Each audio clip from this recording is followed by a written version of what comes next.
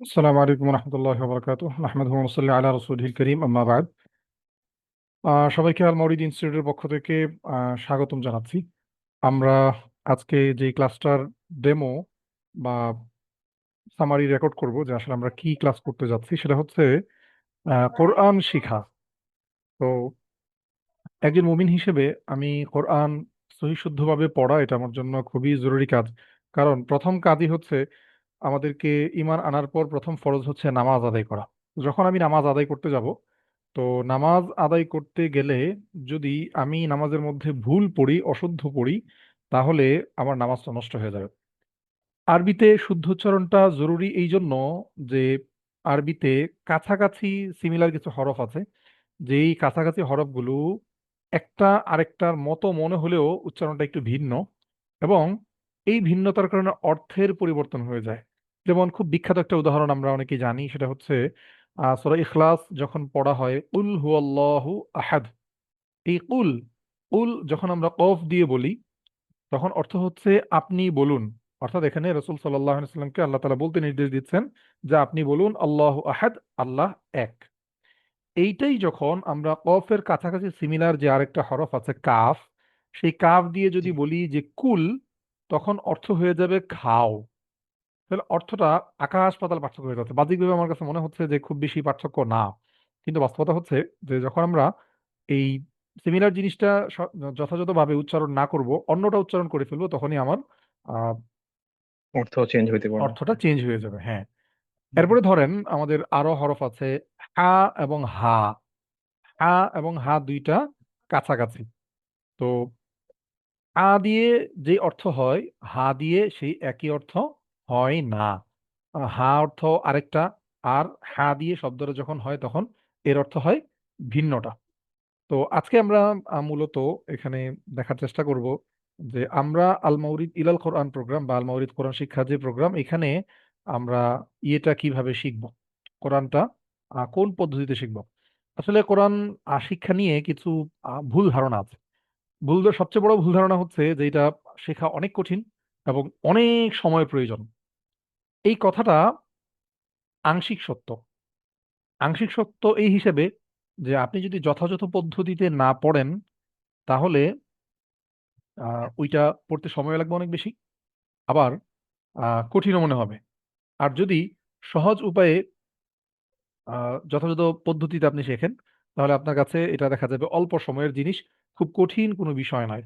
যেমন সর্বপ্রথম যেই ভয়টা আরবি শেখা নিয়ে, মানে কোরআন শেখা নিয়ে শুরু হয়, সেটা হচ্ছে যে আরবি উচ্চারণগুলো অনেক কঠিন। এমন না শফিক ভাই, আমাদের যে ভুল জি। ধারণাটা? হ্যাঁ, আচ্ছা। কারণ অনেকগুলা সিমিলার বইলাই মানে এটা মানে ডিফাইন করতে একটু ট্রাবল হয় মাঝে মাঝে। হুম হুম। আপনি যেমন কয়েকটা বললেন এর মধ্যে রা এগুলাও দেখি যে আমি উচ্চারণের ক্ষেত্রে ভুল করতেছি। উম, আচ্ছা কাছাকাছি, বাট একটু ডিফারেন্সের জন্যই আর কি অনেকটাই চেঞ্জ মনে হয়। আচ্ছা, যারা যারা এই রেকর্ড ক্লাসটা দেখছেন, একটা জিনিস আমি একটু ক্লিয়ার করে রাখি। আমার সাথে যিনি আছেন তিনি হচ্ছে শফিকুল হক ভাই। তিনি আমাদের অ্যারাবিক বেচের ছাত্র। তিনি অ্যারাবিক বেচে কোর্স করছেন 2 মাস যাবত, অর্থাৎ আরবি ভাষা শিখছেন। তো আরবি ভাষা শিখতে গিয়ে তার মনে হলো যে আমার উচ্চারণগত কিছু জটিলতা আছে। তো পাশাপাশি তিনি আমাদের এই কোরআন শিক্ষা কোর্সেও ভর্তি হয়েছেন আলহামদুলিল্লাহ। তো ভাবলাম যে শফিক ভাইকে নিয়ে আমরা ক্লাসটা রেকর্ড করি, তাহলে সমস্যাগুলো আইডেন্টিফাই করতে সুবিধা হবে এবং রেকর্ড যারা দেখছেন তাদের জন্য সুবিধা হবে। আচ্ছা, আমাদের এখানে প্রথমে একটু বলে নিই আমাদের নিজস্ব সিলেবাস। আমরা যতগুলো কোর্স এখানে করে, আমাদের প্রত্যেকটা নিজস্ব সিলেবাস তৈরি করে, এটা আমাদের হচ্ছে আহ, নিজস্ব একটা নিজস্বতা। তো নিজস্বতা এইটার প্রয়োজন এই কারণে যে যখন নিজেদের মতো করে আমরা তৈরি করব, তো পড়ানোর পদ্ধতিটাও আমাদের নিজস্ব, তারপর সিলেবাসটাও আমাদের নিজস্ব। এটা আমরা যে কোনো ভাবে শিক্ষার্থীদের উপযোগী করে তৈরি করতে পারি। এছাড়া যদি এক্সিস্টিং যে সকল পদ্ধতি আছে এগুলো যদি আমরা নিয়ে আসি, তাহলে দেখা যায় নানা ধরনের জটিলতা তৈরি হয়। হ্যাঁ, এমন না যে আগেরটা থেকে এটা আকাশ পাতাল কোনো পার্থক্য। আমাদের মূল মাকসাদ যেটা, যে কোরআনটা যেন আমি শুদ্ধ করে পড়তে পারি, এটা যেভাবে আমি শিখতে পারি সেভাবে হলেই হলো। আচ্ছা, তো যে কথা বলছিলাম, যে আমাদের এখানে এটা হচ্ছে কোর্সের এখানে 40 পেজ, খুব বেশি না, 40 পেজের একটা সিলেবাস, যেটা আমরা 30টা ক্লাসের মধ্যে সম্পন্ন করবো, মাত্র 30টা ক্লাস।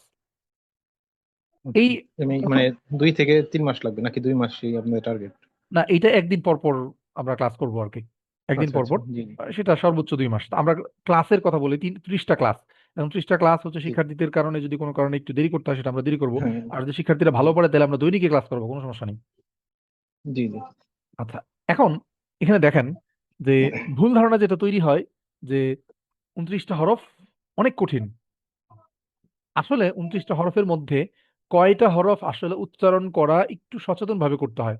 এখানে দেখেন আমরা লাল চিহ্নিত করা আছে, দেখেন আলিফ, জি। বা, জি তা। এখানে কি আপনার কোনো কিছু কসরত করা লাগতেছে? না, এটা মনে হয় নর্মাল, এটা ঠিক একদম আছে, ইজি। এটা আপনি কোনো সমস্যা আপনি না।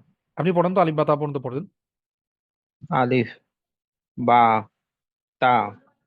বাস, এখানে আর কোনো ইয়া নেই। জি সচেতনতার জায়গা হচ্ছে এই যে সা। জি। জি, জিহ্বাটা বের করে আমাদের সামনের দুইটা দাঁত আছে এটার আগাতে লাগিয়ে সা পড়েন তো আমার সাথে। সা, সা। সা সা। মানে সা। ইয়েটা, এটা আমরা যখন ক্লাস করবো তখন এই এই ক্লাসগুলো ভিডিও মোডে হবে, যেন ওস্তাদকে দেখে আপনারা সহজে আচ্ছা। ইয়েটা ঠিক করতে পারেন আর কি। আচ্ছা, জি। 1 নম্বর এটা কি জিম। সোয়াদের সাথে মিলে যায় মানে উচ্চারণের ক্ষেত্রে? না না না না, এটা একদম আলাদা জিনিস। সৎ তো হচ্ছে স্বতন্ত্র শক্ত জিনিস, আর সা হচ্ছে মানে জিহ্বাটা একদম সোয়া আর সা আওয়াজটা আর একদম কি, সোয়াদ। আচ্ছা। হ্যাঁ। মানে আচ্ছা সোয়াদ আর যখন উচ্চারণ করি আমরা স বলি অনেক সময়, এটা তো আচ্ছা, উচ্চারণটা আপনি আপনি দেখেন সৎ যখন উচ্চারণ করেন তো জিহ্বাটা কি বাইরে থাকে না ভিতরে থাকে? একটু উচ্চারণ করার সময় খেয়াল করেন তো। সৎ ভিতরে থাকে। ভিতরে থাকে। সদ না। আর জি জি, ভিতরে।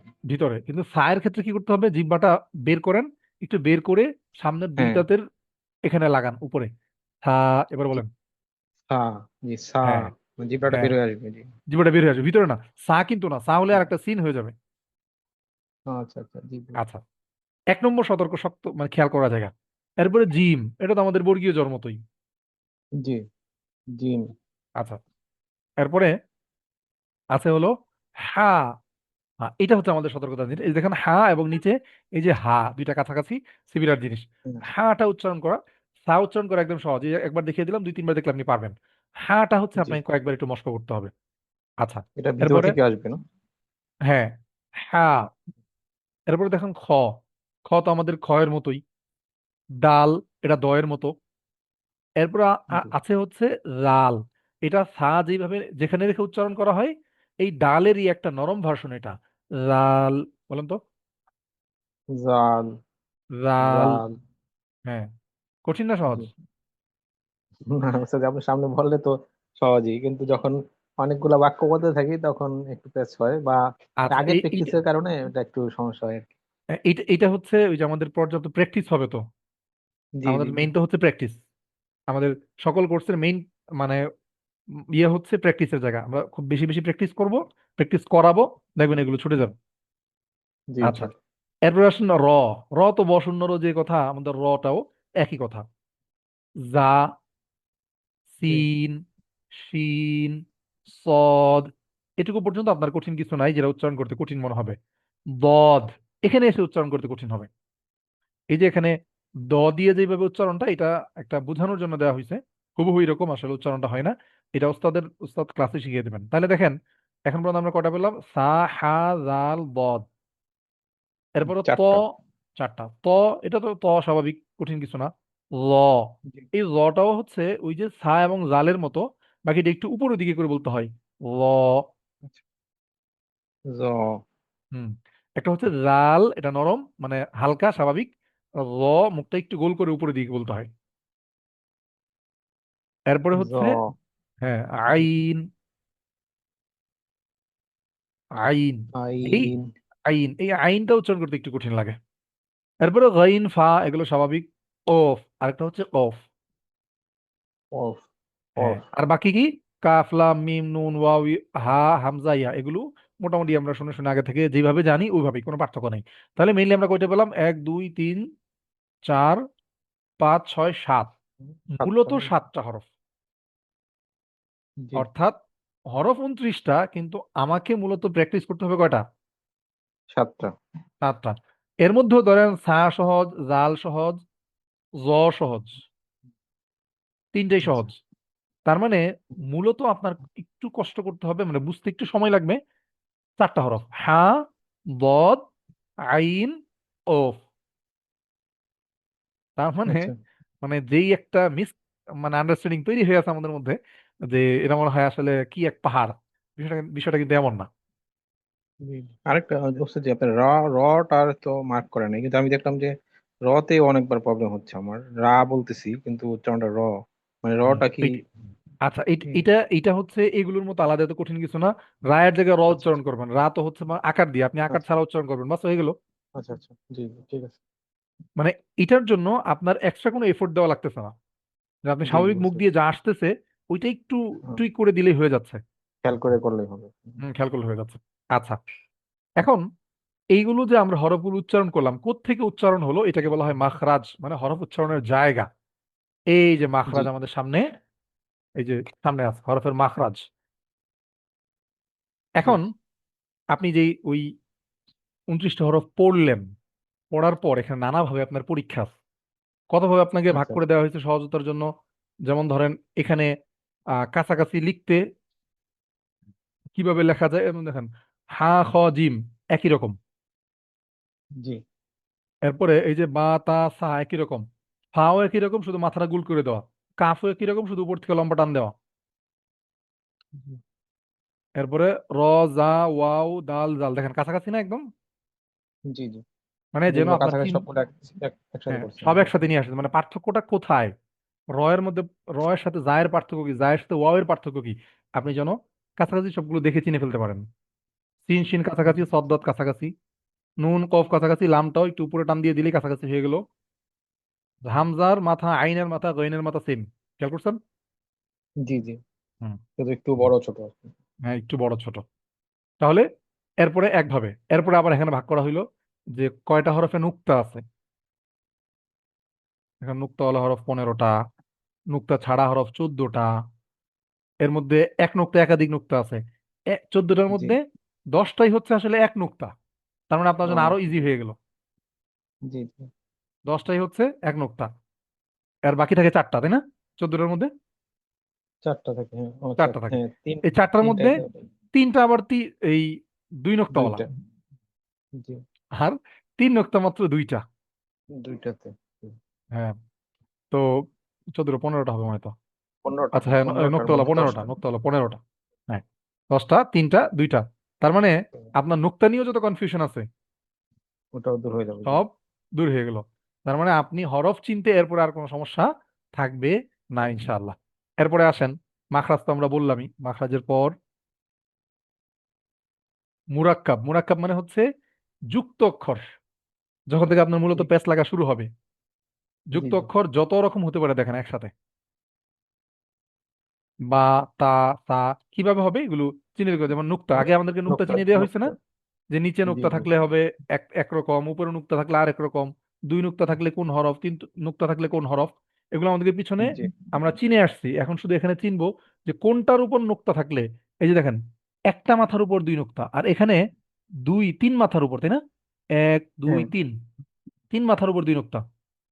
আবার এখানে জি। 3টা মাথা নুক্তা ছাড়া। আবার জি। এখানে গোল মাথা আছে, গোল মাথায় একটা নুক্তা ছাড়া, একটা নুক্তাওয়ালা। একটা আবার এখানে নোক্তা, আলিফ জি। সহ ত পুরা বসায় দিছে। হ্যাঁ। তার মানে প্রত্যেকটাকে সংযুক্ত হরফ যত রকম হতে পারে, ধরুন এখানে একরকম দেওয়া হলো, এখানে হা খয়ের আরেক রকম, এখানে আরেক রকম। আর এর মধ্যে 7টা হরফ আছে যেগুলো সংযুক্ত হয় না, অর্থাৎ শুরুতে আসে না, শেষে থাকে আর কি। মানে এটা অর্থাৎ আলাদা থাকে। মানে এই হরফগুলো কারোর সাথে যুক্ত হয় না, এদের সাথে অন্যরা যুক্ত হয়। আচ্ছা আচ্ছা।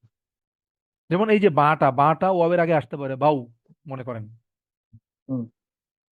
কিন্তু ওয়াবের সাথে আপনি একটা বা লিখতে পারবেন না এখানে। আচ্ছা।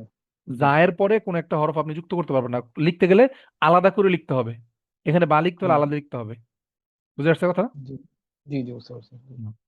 আচ্ছা, এরপরে হচ্ছে আপনি যে, আপনাকে যুক্ত অক্ষরগুলো কিভাবে হয় এটা আপনি চিনে আসলেন। এখন তো এটার একটা প্র্যাকটিস দরকার আছে।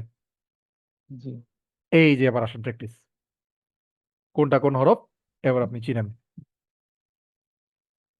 জি এইভাবে হচ্ছে আমরা এগিয়েছি। এরপর হলো হরকত। হরকত মানে হলো জের জবর পেশ। জের জবর পেশ কি বাংলায়? আকার, রস্বইকার, রস্যৌকার। এই যে 3টা জিনিস, আকার, রস্বইকার, রস্যৌকার। রসুন। এটা যদি আপনি বুঝেন, যেমন ধরেন বায়ের উপর জবর দিলে বা, এটা আকারের মতো। যদি জেড দেই রস্বইকার হলে তাহলে কি হবে? বাজের বি, বি। ইকার আর কি। হ্যাঁ, পেশ হলো রস্বউকার, তাহলে কি হবে? বা পেশ, বু, বাপের বু, বা এটা পেশ সুকার। বু। হুম। এরপরেও প্র্যাকটিসের জন্য সকল হরফের জবর দেওয়া হয়েছে, সকল হরফে জেড দেওয়া হয়েছে, সকল হরফে পেশ দেওয়া হয়েছে। এই যে দেখেন বেশ। উল্লেখ করে বলে দেওয়া আছে, জবর উচ্চারণ আকারের মতো, জেরের উচ্চারণ রস্বইকারের মতো, পেশের উচ্চারণ রস্বউকারের মতো। সুকারের মতো। জি। হুম। আচ্ছা, এরপরে হরকতের এক জবর এক জের গেল, এবার দুই জবর দুই জের দুই পেশ। হুম। এবার এইভাবে হচ্ছে সামনে একের পর এক চলতে থাকবে। তার মানে আরবি শেখার জিনিসগুলো আসলে আরো অনেক কম। আমি ধরেন আরেকটা স্লাইড দেখে আরো ভুল ধারণা একটু দূর করে দিই। তাজবিদ আসলে কি জিনিস?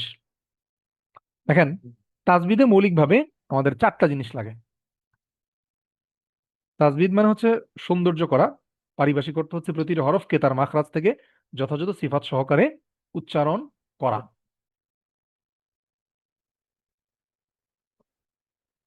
আচ্ছা, এখন এই যে দেখেন, স্ক্রিন কি দেখা যাচ্ছে ঠিক মতো? হ্যাঁ হ্যাঁ, জি দেখা যাচ্ছে। আচ্ছা, তাহলে আমরা তিলাওয়াত করতে গেলে কি লাগবে? মানে তাসবিদের চারটা স্তম্ভ, দেখেন চারটা স্তম্ভ, মনে করেন জি। তিলাওয়াতে হচ্ছে একটা ঘর, আমাদের চারটা পিলার লাগবে। এক নম্বর মাখরাজ লাগবে, যেটা আমরা পিছনে দেখে আসলাম। সিফাত, হ্যাঁ। সিফাত সামনে আসবে। সিফাত মানে হচ্ছে কোন হরফটা কিভাবে উচ্চারণ হয়, ওটা সিফাত আপনার নাম ছাড়া আপনার পড়া হয়ে যাবে দেখবেন। হরফের আচ্ছা পারস্পরিক বিধান, এক হরফের সাথে আরেক হরফ লাগলে কি হয় না হয়। জিহ্বার অনুশীলন মানে জবানটাকে পাতলা করা। আচ্ছা। এবার আসেন এই যে মাখরাজ কাকে বলে, হরফগুলো কিভাবে উচ্চারণ করতে হয়, কয়টা ভাগ ছবি আছে। দিয়ে কোন কোন জায়গা থেকে কোনটা হ্যাঁ, আসতেছে কোন জায়গা থেকে কোনটা। কিছু আছে হলক থেকে হয়। হ্যাঁ, হলক মানে হচ্ছে যে এই যে গলা, কণ্ঠনালী, কণ্ঠনালী। জি। জাউফ মুখের খালি জায়গা, এই যে মুখের ভিতরে যে খালি জায়গা, এখান থেকে হয়। জি।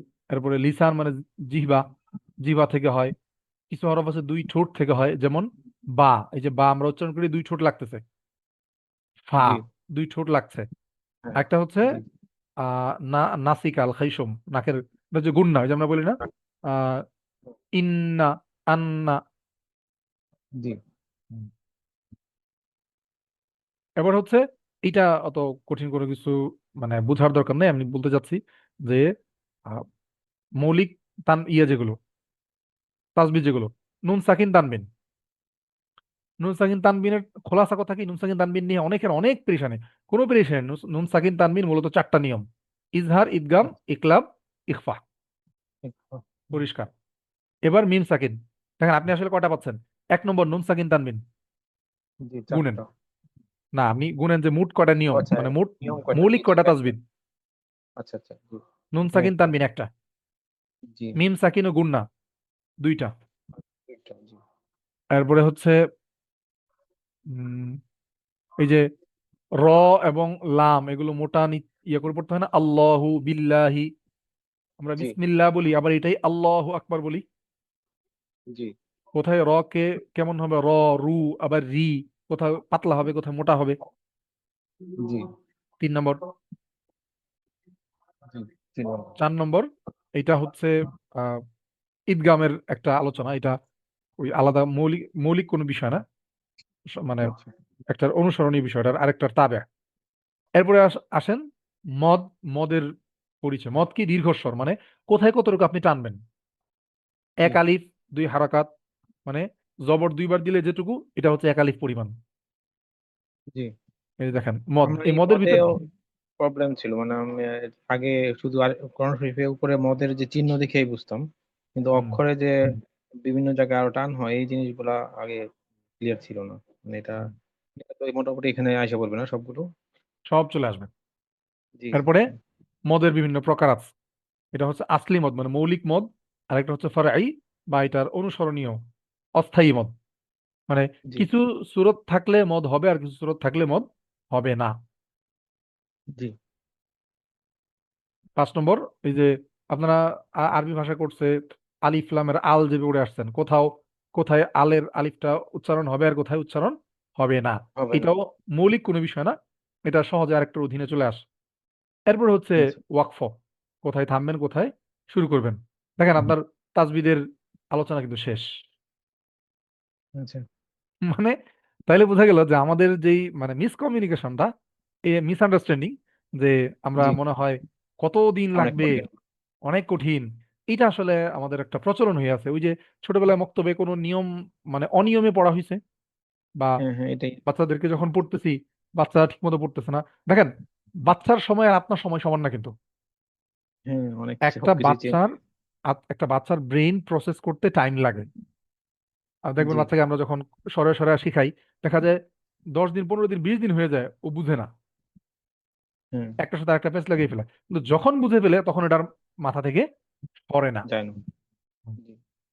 তো আমাদেরও এটাই হচ্ছে এখানে মূল কথা, যে যখন বড়রা আমরা শিখবো, সেটা পুরুষরা হোক নারীরা হোক, বড় বলতে মোটামুটি 10-12 বছর প্লাস যারা, এরা যারা শিখবো, 12 বছর প্লাস মানে যাদের ব্রেনটা প্রসেস করার ক্ষমতাটা ভালো তৈরি হয়েছে, এদের আসলে খুব বেশি সময় লাগে না শিখতে। জি। এই জন্য আপনারা মানে কি এরকম ইয়ে করবেন না, আরো ছোট ভর্তি হবে না? না, সবার জন্য? এই এটা ওই যে এটা একটু একটু পরে বলতেছি আমি বিষয়টা। টেস্টিং। তো মূল কথা যেটা বলতে চাচ্ছিলাম, যে আমাদের আসলে এই যথাযথ পদ্ধতিতে যেটুকু দেখেছেন এটুকু আশা করি বুঝতে পেরেছেন, যে একটা গড়পড়তা পদ্ধতি না, আলহামদুলিল্লাহ, এটা আমরা স্বতন্ত্র পদ্ধতি, অনেকগুলো পদ্ধতিকে সামনে রেখে আহ, আমরা নিজেদের মতো করে একটা তৈরি করেছি। তো এইটাতে আহ, আশা করি সবকিছু ক্লিয়ার হয়ে যাবে। আচ্ছা, এবার আমরা আসি যে আমাদের। জি, মানে আমরা পারবো শুদ্ধভাবে? ইনশাল্লাহ ইনশাল্লাহ। জি। এবার আমি হচ্ছে আমাদের কোর্সটা নিয়ে একটু বলি। জি। এখানে আমরা মূলত ক্লাস রেখেছি 30টা। তো 30টা আচ্ছা। ক্লাস, 30টা ক্লাস আমাদের দৈনিক 1 ঘন্টা করে লাগবে। এখানে আমাদের প্রোগ্রামটার নাম হচ্ছে আল মাওরিদ ইলাল কোরআন প্রোগ্রাম। আমাদের মূল লক্ষ্যটা হচ্ছে যে আপনি পড়বেন, আমরা পড়ায় দিব না। মানে আচ্ছা। আপনি এই যে অ্যারাবিক প্রোগ্রামে আরবি পড়তেছেন, আপনারা হ্যাঁ। পড়েন না, আমরা পড়ায় দিই। না, বেশিরভাগ তো আমাদের দিয়ে পড়ান, মানে আপনারা হ্যাঁ, তো কমই পড়েন, তাই হ্যাঁ, আমাদের ভুলগুলা। হ্যাঁ, আমাদের কাজ কি, আমাদের কাজ হচ্ছে আপনাদেরকে ডিরেকশন দেওয়া। জি। আমরা আরবি শেখানোর ক্ষেত্রে, আরবি ভাষা শেখানোর ক্ষেত্রে যেই প্রসেসটা ফলো করছি, এখানেও সেই প্রসেসটা ইনশাল্লাহ ফলো করবো, যে মূল জিনিস ধরিয়ে দিব, বাকি কাজ আপনি করবেন। জি। তার মানে এই জন্য এখানে এই ইয়াটা অনেকে এটা হয়তো খেয়াল করে না, যে এটা হয়তো এমনিতেই মার্কেটিং এর জন্য লিখছে, এটা মার্কেটিং এর জন্য না, এটা বাস্তব কথা। যে কোরআন পড়ুন নিজ যোগ্যতায়, যে আপনি আচ্ছা। নিজে নিজে পড়বেন। কারণ আমি তো প্রতিদিন আপনার সাথে সাথে থেকে পড়াই দিতে পারবো না। আপনি কোর্স শেষ, এরপরে কি আপনাকে আমি পড়াই দিতে পারবো? তাহলে আপনি নিজে নিজে কিভাবে পড়বেন, আপনাকে নিজে হাঁটার শেখানোর দায়িত্বটা হচ্ছে আমার। আচ্ছা, জি। এখানে সপ্তাহে 3 দিন ক্লাসের কথা বলা হয়েছে। রমজানে যদি আমরা পর্যাপ্ত সময় দিতে পারি, সেটা সবার সাথে আলোচনা করে ক্লাস কমতেও পারে বাড়তেও পারে, দিনটা আর কি। টোটাল হচ্ছে 30টা ক্লাস আমাদের কোর্সের। তো এখানে রাত 9টা থেকে 10টা দেওয়া আছে। তো সেটা সবার সাথে আলোচনা করে, ফজরের উপর হতে পারে, দিনের বেলা হতে পারে, জোহরের উপর হতে পারে, একটা টাইম সবার জন্য আহ, যেটা কনভিনিয়েন্ট হবে, এরকম একটা টাইম আমরা ফিক্স করব। আচ্ছা, 30টা ক্লাস এখানে আচ্ছা। আমরা বললাম। এখন কারা ভর্তি হবেন? এখানে আমাদের 3টা ব্যাচ আলাদা আলাদা থাকবে। পুরুষদের বেচ থাকবে আচ্ছা। আলাদা, মহিলাদের বেচ থাকবে আলাদা, আর শিশুদের বেচ জি। থাকবে আলাদা। এখানে শিশু বলতে আপনি আহ 5 বছর বা 6 বছরের বাচ্চা থেকে নিয়ে আহ 12-15 বছর পর্যন্ত বা 12 বছর পর্যন্ত এটার ভিতরে থাকবে একটা ক্যাটাগরি শিশু। আর 12-র উপরে যারা, তারা পুরুষদের সাথে চলে যাবে, কারণ ওদের ব্রেইনের প্রসেসিং ক্ষমতা বেশি। আমার কথা কি বুঝতে পেরেছেন? আচ্ছা, এখন এখানে আমরা কি শিখবো, কি শিখবোটা তো আমরা তখন দেখে এসেছি, তাজবিদের নিয়মাবলী, হরফ, সঠিক মাখরাজ। আপনি এটা মনে করা দরকার নাই যে আমি তো কিছুই পারি না, পারি না, কি করব। কিছু যে পারেন না, এটার জন্য আমরা শুরুতে দেখে এসেছি, আপনাকে একদম আলিফ বা তা সা হরফ শিক্ষা থেকে আমরা শেখাবো। আর যদি কিছু আগে থেকে পারেন, সেটাও সমস্যা নাই, সেটাও আপনাকে সঠিকভাবে যেভাবে শেখানো দরকার সেটা এখানে শেখানো হবে। আচ্ছা, তো এখানে আমাদের যেই একটা ভর্তি ফি আছে, ভর্তি ফি হচ্ছে 500 টাকা। আর যেহেতু 3 দিন করে করলে আমাদের মাসে 15টা ক্লাস হয়, তো জি। 15টা ক্লাস মানে হচ্ছে 2 মাস লাগবে টোটাল, স্বাভাবিক হিসেবে। জি। 2 মাস, তো আমাদের মাসিক ফি হচ্ছে 800 টাকা করে। তো 800 টাকা করে হচ্ছে 1600 টাকা। 1600 এবং 500 মোট হচ্ছে 2100। তবে আমাদের রমজান কেন্দ্রিক, আর রমজানকে সামনে রেখে কেউ যদি এককালীন পরিশোধ করেন, এককালীন পরিশোধ করলে তার জন্য 25% ছাড়ের ব্যবস্থা থাকবে ইনশাল্লাহ। 25% ছাড়ে এখানে কোর্স ফি আসবে মাত্র 1575 টাকা। আর কেউ যদি মনে করেন যে আপনি এটা এককালীন পরিশোধ করবেন না, ভেঙে ভেঙে করবেন, তাহলে সেই সুযোগ আছে। তাহলে স্বাভাবিক যে প্রসেসিং ফি 500 টাকা দিয়ে ভর্তি ফি, আর 800 800 করে 2 মাস, আহ, প্রতি মাসের শুরুতে আমাদেরকে টাকাটা পরিশোধ করতে হবে। আমরা মনে করি একসাথে করে ফেললে আপনাদের জন্য এটা ভালো। এখানে একটা 25% ছাড় মানে বড় একটা অ্যামাউন্ট, প্রায় 500 টাকার উপরে, 600 টাকার মতো একটা আহ, ছাড় পড়তেছে। আমি ওইটাই করেছি আর কি, মনে হলো এটাই ভালো হবে। এটাই। আহ, জি। শফিক ভাই আলহামদুলিল্লাহ ভর্তি হয়ে গেছেন, আর আমাদের এই পর্যন্ত বেশ কয়েকজন স্টুডেন্ট ভর্তি হয়েছে। তো এই রেকর্ড ক্লাসটা রেকর্ড করে এই জন্য যে আমাদের অনেকেই জানতে চাচ্ছেন যে এটা আসলে কি, আমরা কিভাবে পড়াবো, অনেকেই অনেকভাবে পড়ায়। তো ইনশাল্লাহ আহ, সবাইকে রমজানকে কাজে লাগানো এবং কোরআনকে শেখার জন্য সবার জন্য দোয়া থাকবে। বাকি আপনি যেখানেই শেখেন, আপনি কোরআনটা শেখেন, এটা হচ্ছে আমাদের মূল কথা। আপনি যেখানেই শেখেন, কোরআনটাকে সহি শুদ্ধভাবে শেখেন। আপনি রমজান আসছে, আপনি ইবাদত করবেন, এই ইবাদতটা যেন হয়। আপনি সারা মাস ইবাদত করলেন, অনেক ইবাদত করলেন, অনেক নামাজ পড়লেন, কিন্তু সহি না হওয়ার কারণে, তিলাওয়াত সহি না হওয়ার কারণে আসলে নামাজ হচ্ছেই না।